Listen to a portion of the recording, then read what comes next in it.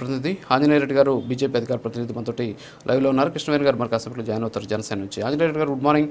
ఏంటి ఎప్పుడో జరిగిపోయినటువంటి డిఎస్సి ఇప్పటికే చాలామంది అభ్యర్థులు టీచర్లు అయిపోయారు, టీచర్లు ఉద్యోగాలు చేసుకుంటూ ఉన్నారు, ప్రశాంతమైనటువంటి పరిస్థితి ఉంది. నిరుద్యోగుల పక్షాన జగన్ పోరాటం నిజాయితీగా ఉందా, లేకపోతే ఇది ఒక రాజకీయ లబ్ధి కోసం జరుగుతున్నటువంటి ఆందోళనగా మనం చూడొచ్చా? అయితే ప్రస్తుతం ఏదైతే ఆరోపణలు ఉన్నాయో ఈ ఆరోపణలకు ఉన్నటువంటి వాస్తవికత ఎంత, నిజంగానే అలాంటి సిచ్యువేషన్ ఉందా, కేవలం ఇది ఒక పొలిటికల్ డ్రామాగానే మనం చూడొచ్చు అంటారా? రాజు గారు, మీకు చర్చలో పాల్గొంటున్న ఇద్దరు సోదరులు కూడా నమస్కారం. అదేవిధంగా వీక్షకులకి ప్రేక్షకులకి అందరికి కూడా నమస్కారం. నేను సురేష్ను చూసినప్పుడల్లా చాలా సంతోషిస్తుంటాను. నుదుటి మీద బొట్టు అండ్ ఎంతో భక్తిభావంతో కల్పిస్తాడు మనిషి. నాకు I'm always very happy to see him in ఆ విధంగా చూడటం.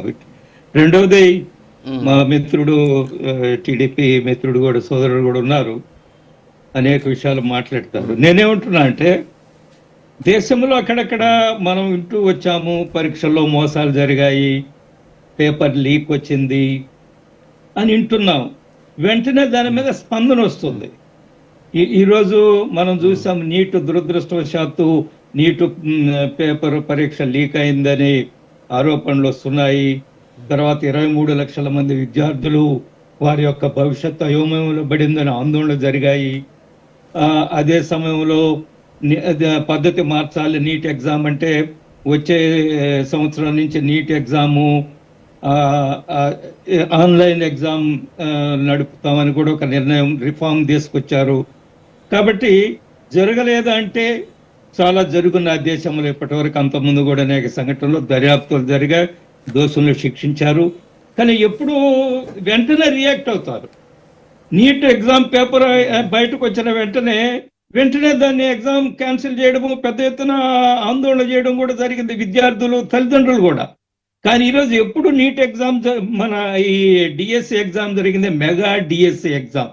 మీరు చెప్పారు, మెగా డిఎస్సి 16,437 టీచర్ ఉద్యోగాలకు డిస్ట్రిక్ట్ సెలక్షన్ కమిటీస్ ఏర్పాటు చేసి బ్రహ్మాండంగా నిర్వహించారు. ఎప్పుడు జూన్ 6 నుంచి జూలై 6 దాకా మెగా డిఎస్సి ఎగ్జామినేషన్ జరిగింది, సుమారు నెల రోజుల పాటు 2025లో. మరి అదేదో స్వామి చెప్పినట్లు ఇప్పుడు సడన్గా ఎందుకు మేల్కొని ట్వీట్ చేశారు? అది కూడా ఎటువంటి డాక్యుమెంటరీ ఎవిడెన్స్ లేదు. లేదా ఆయన ప్రెస్ మీట్లో గంటల తరబడి మాట్లాడతారు. జగన్మోహన్ రెడ్డి గారు అనేక సమస్యలు మాట్లాడతారు. వారు కొన్ని సమయాల్లో వారు మాట్లాడేది వారికి అర్థం కాదు, ప్రెస్ కాన్ఫరెన్స్కి వచ్చిన వాళ్ళకి అర్థం కాదు, మన పోటోళ్ళకి కూడా అర్థం కాదు. అనేక ఎప్పుడు కూడా మాట్లాడిన సందర్భం లేదు. లేదా సురేష్ లాంటి యువకులు ఆ సమస్య మీద తీసుకొని ఎప్పుడైనా ఉద్యమం చేసినట్టు లేదు. నా దగ్గర ఈ సాక్ష్యాలు ఉన్నాయి, డిఎస్సి పేపర్ లీక్ లేదా మోసాలు జరిగాయి, లేదా స్పోర్ట్స్ కోటాలో మోసాలు జరిగాయి అని సురేష్ లాంటి యువకులు ఎప్పుడు కూడా వీధుల్లోకి వచ్చి ఉద్యమాలు చేసినట్టుగా నాకైతే తెలీదు.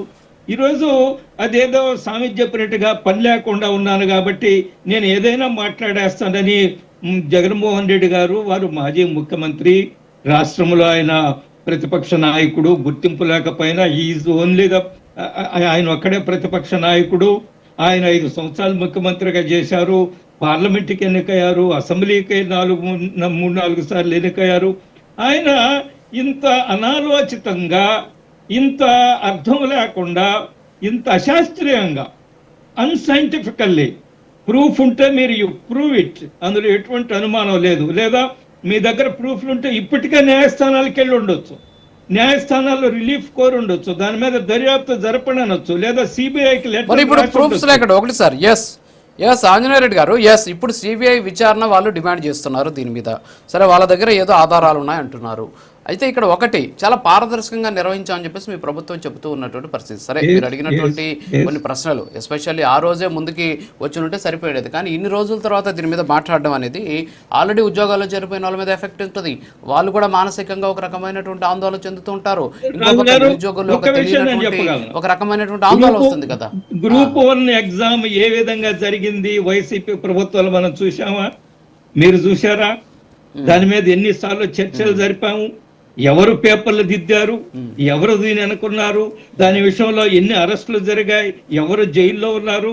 ఆ విధంగా ఎగ్జామ్ జరగలేదు. ఇది పారదర్శకంగా జరిగింది. ఇది చాలా స్పష్టంగా మెరిట్ ఆధారంగానే జరిగింది. లేదా మమ్మల్ని కౌంటర్ చేయాలంటే నేను చెప్పేదాన్ని కౌంటర్ చేయండి మీరు ప్రూఫ్లతో సహా. అట్ ద సేమ్ టైం మీరు న్యాయస్థానాలకు వెళ్ళొచ్చు, సిబిఐ ఎంక్వైరీ కోరొచ్చు. అనేక సందర్భాల్లో ఈ దేశంలో జరిగిన పెద్ద పెద్ద కుంభకోణాల్లో న్యాయస్థానాలకు వెళ్ళి సిబిఐ ఎంక్వైరీ చేయించారండి. అది మన కేంద్ర ప్రభుత్వంలో గత ప్రభుత్వంలో జరిగిన కుంభకోణాలు కానివ్వండి, లేదా ఏదైనా కానివ్వండి, సిబిఐ ఎంక్వైరీ ఆధ్వర్యంలో మా సిబిఐ మానిటరింగ్ లో ఎంక్వైరీలు జరిగిన సందర్భాలు మనం చూసాం.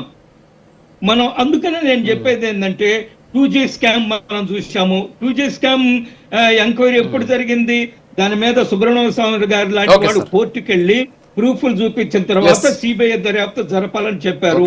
కాబట్టి మీ దగ్గర ఏదైనా ప్రూఫ్ ఉంటే you're free to go to న్యాయస్థానాలకు వెళ్ళొచ్చు, మీరు దాని మీద ఎంక్వైరీ చేయొచ్చు. నాకు ఎలాంటి అభ్యంతరం లేదు, ఎవరికి కూడా అభ్యంతరం లేదు.